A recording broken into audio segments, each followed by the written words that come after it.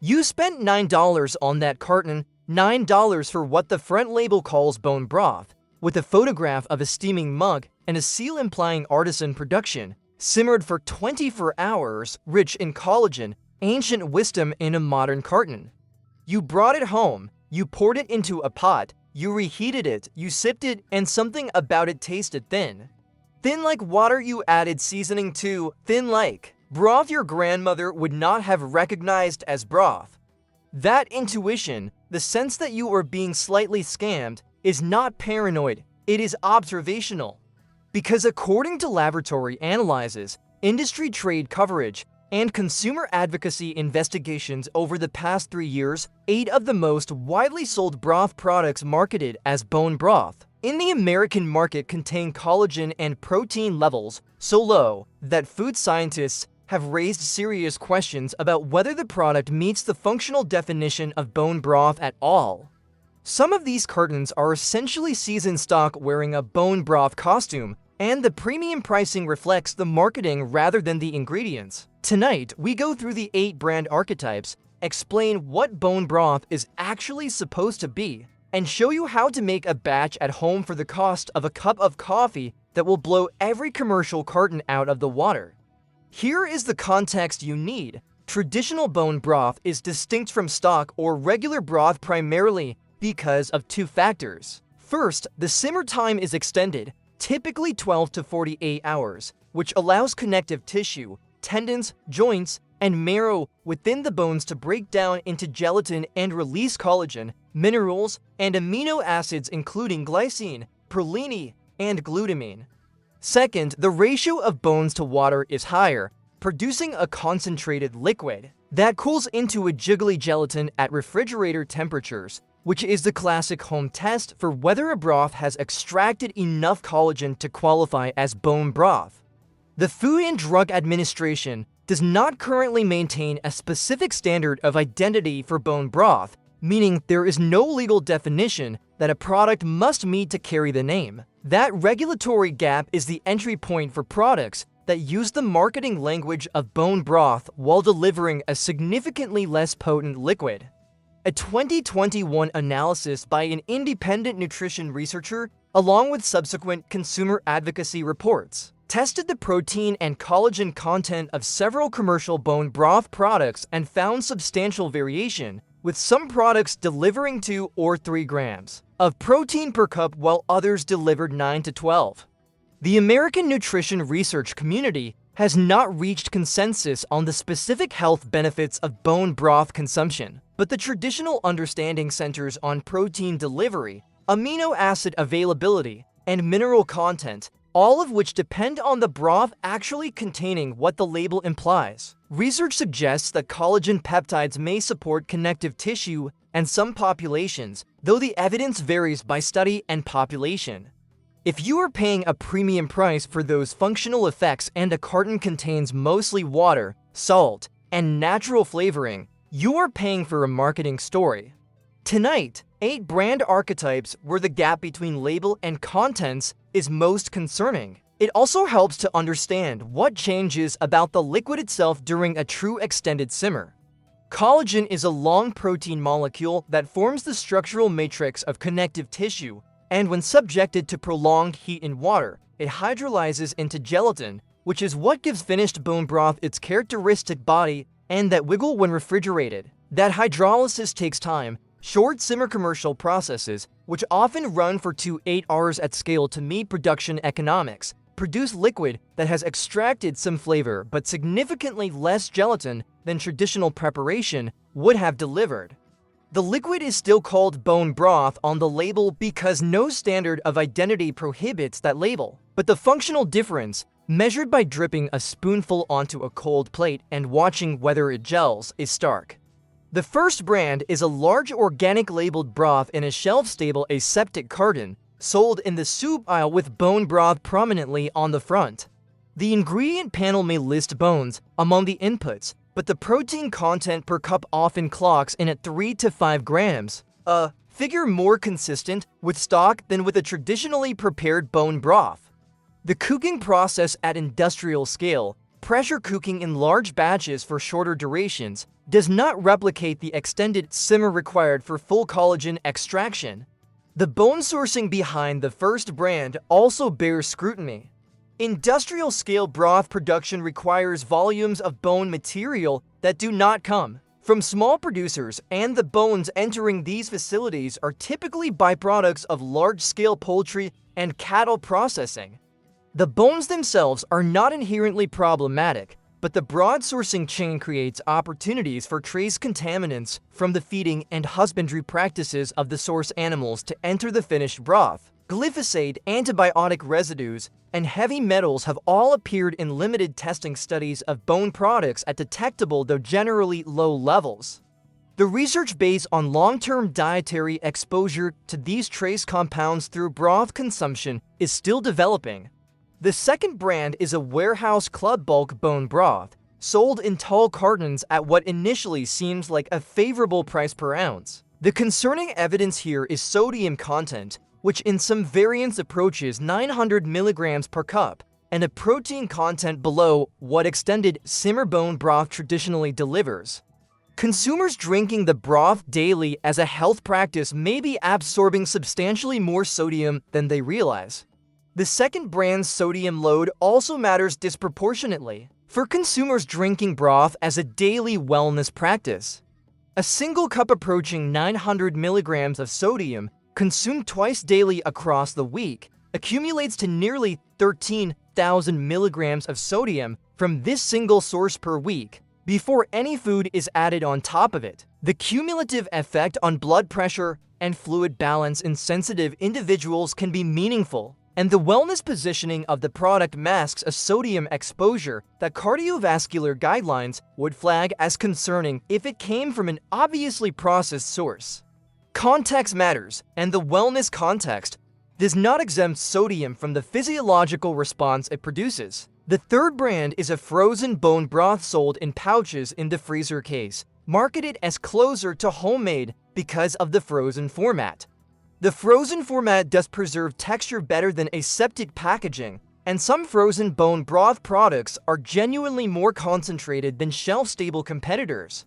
However, not all frozen broths are created equal, and some products in this category still rely on short-simmer industrial processes despite the premium format. There is a storage and packaging consideration for frozen bone broth that affects the effective cost per usable ounce. The pouches can be bulky in home freezers and require thawing before use, which can discourage daily consumption in ways that erode the value proposition. Consumers who buy a case expecting daily use often end up with frozen product that sits for months and ingredient degradation during prolonged storage, while slow is not zero. The fourth brand is a powdered bone broth sold in tubs, marketed as convenient and reconstitutable. Powdered formats have a legitimate use case for travel and shelf stability, but the concentration of collagen and minerals in reconstituted powders varies widely by product, and some powdered bone broths rely heavily on maltodextrin, natural flavor, and yeast extract for flavor, while the actual bone-derived protein content is low. Reading the nutrition panel for protein per reconstituted cup is the quickest authenticity check. There is also a substantial difference in the bioavailability of what the powder delivers compared to slow extracted broth. Powdered formats use various concentration and drying technologies that can alter the structural properties of proteins, and whether the reconstituted liquid provides the same functional compounds as fresh homemade broth is a question the research has not fully resolved. Consumers treating powdered bone broth as equivalent to homemade should understand that the equivalence has not been rigorously demonstrated, and the convenience comes with a set of unknowns that home preparation does not introduce. The fifth brand is a grass-fed labeled bone broth sold at specialty grocers with extensive marketing around sourcing, provenance, and artisan production. The grass-fed claim addresses the feeding of the source animal, which is a legitimate differentiator for the resulting bone quality. It does not, however, address the simmer time, the bone-to-water ratio, or the finished product collagen content. Grass-fed bones simmered for 4 hours still produce a less potent broth than conventional bones simmered for 24. There is also a legitimate question about whether grass-fed bones materially affect the nutritional profile of the resulting broth. The research on bone composition and forage type is still developing, and while grass-fed sourcing aligns with certain consumer values around animal husbandry and sustainable agriculture, the incremental nutritional benefit to the bone broth derived from those bones is less well established than the marketing premium suggests.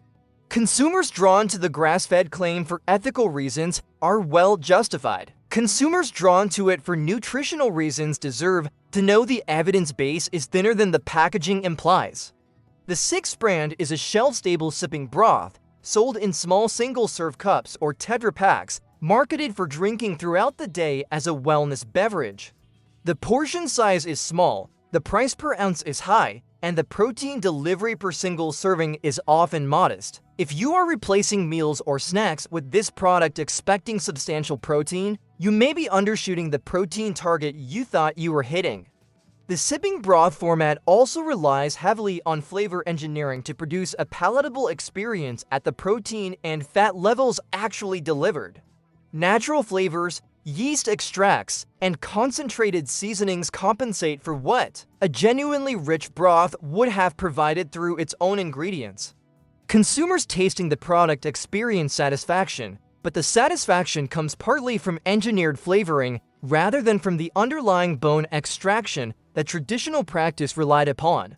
That does not make the product dangerous. It makes the claim of equivalence to homemade misleading in ways that the label is not required to clarify. The seventh brand is a flavored bone broth, infused with ingredients like turmeric, ginger, or lemongrass. The flavoring ingredients are generally fine, but they complicate the label reading process and may mask the underlying broth quality.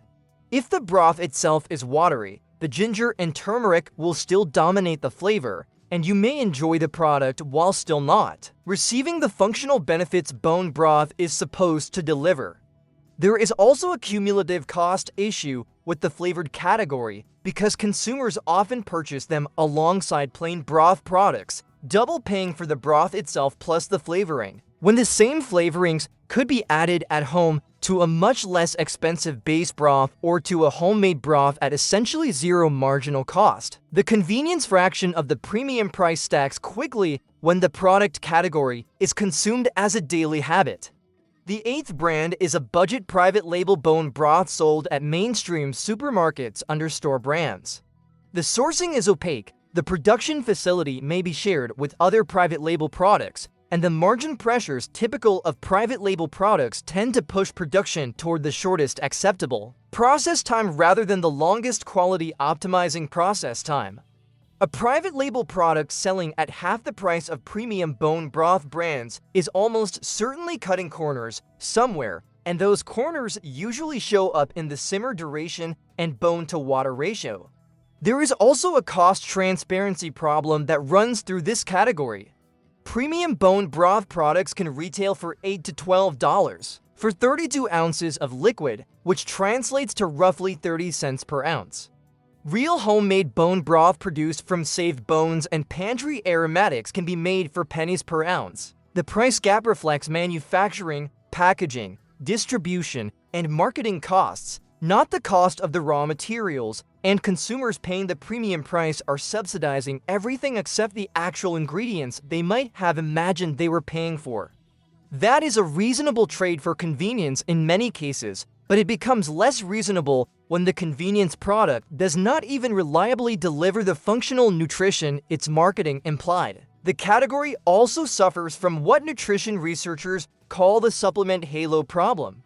When a product is marketed as a wellness beverage, consumers tend to give it benefit of the doubt on specifics like protein content, mineral delivery, and amino acid profile, trusting that the marketing implies verification that may not have occurred. The research literature on bone broth specifically is younger and less definitive than the marketing of the category suggests, and while traditional preparation has centuries of culinary history behind it, the specific health claims that premium products imply require evidence that matches the claims. Consumers deserve honest expectations, not marketing assurances. Now let us get to what actually matters: which is making bone broth at home for dramatically less than any of these products cost and with dramatically more control over the result. First, save your bones. Every rotisserie chicken carcass, every leftover roast bone, every rib bone and T-bone goes into a freezer bag in your freezer till you have accumulated enough for a batch.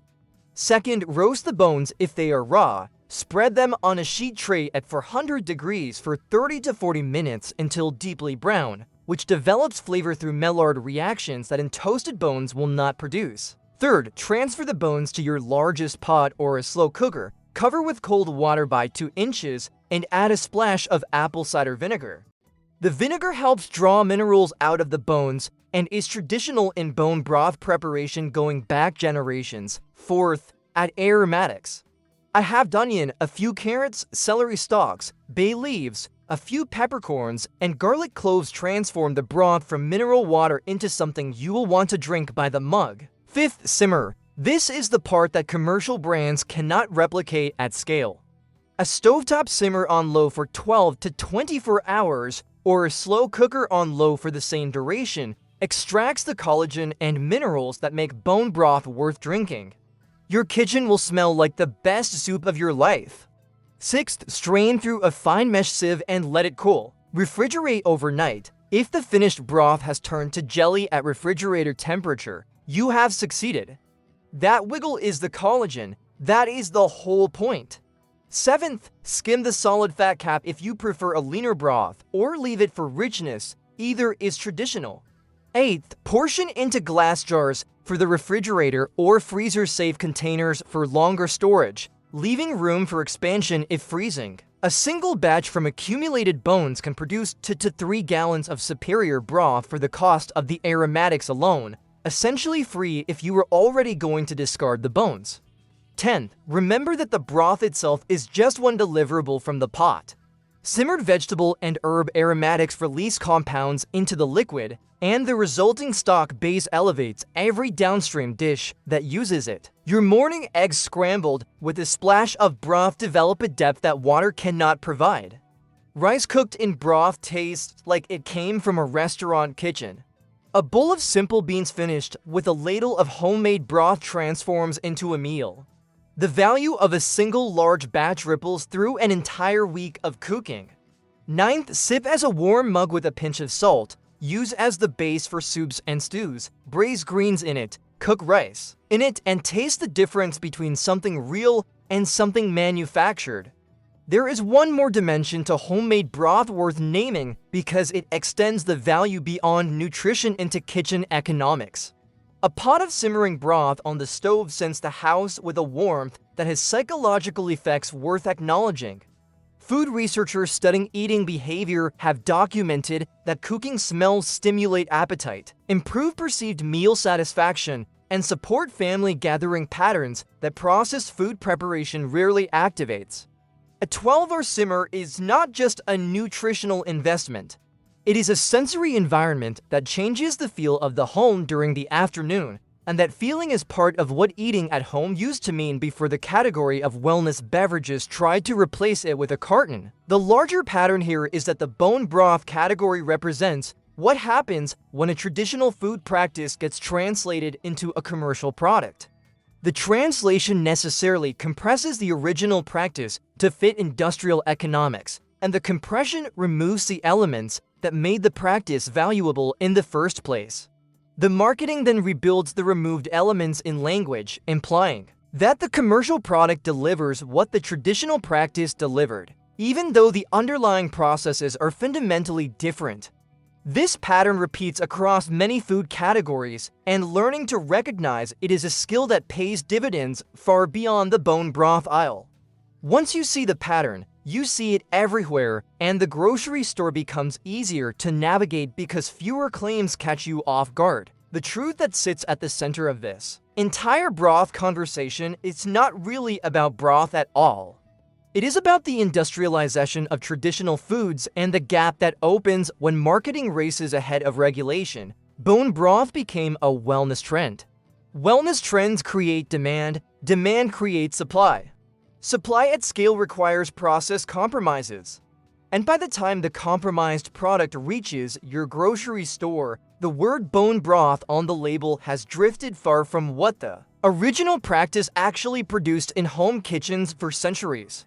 You can reclaim that practice in an afternoon. You can reclaim it for almost no money. You can reclaim it with bones you would have thrown away. And once you do, the premium carton with the artisan photograph will never quite look the same to you again, because your own pot produces something better, cheaper, and closer to what broth was always supposed to be. Save the bones, fill the pot. Simmer the afternoon away. Your grandmother knew this. The industry forgot. You do not have to. And the jiggle when that first homemade batch sets up in the refrigerator will tell you more about what real bone broth is than any label in any store has ever managed to communicate. That jiggle is the whole answer. Fill the pot, trust the process, and trust that the simplest forms of cooking your grandmother mastered without ever reading a single product label are still the forms most worth preserving in the kitchen you pass on to whoever follows you.